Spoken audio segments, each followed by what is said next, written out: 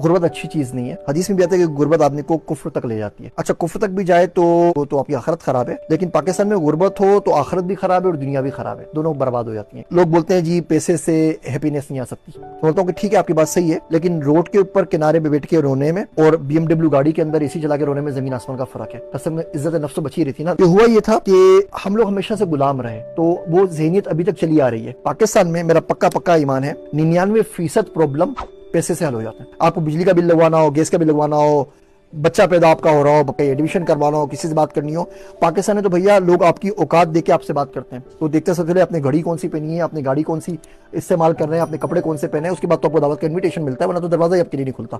आप चलिए आराम से शलवार कमीज पहन के, पठानी टोपी या तबलीगी जमात की टोपी रख के और मिल के दिखा दीजिए डिप्टी कमिश्नर से मुझे, वो लाइन बना के खड़ा रहेगा। हाँ, अच्छी सी लैंड क्रूजर गाड़ी में उतरे, आपने अच्छा सा कोट वोट लगाओ, वो बाहर आके आपको रिसीव करेगा।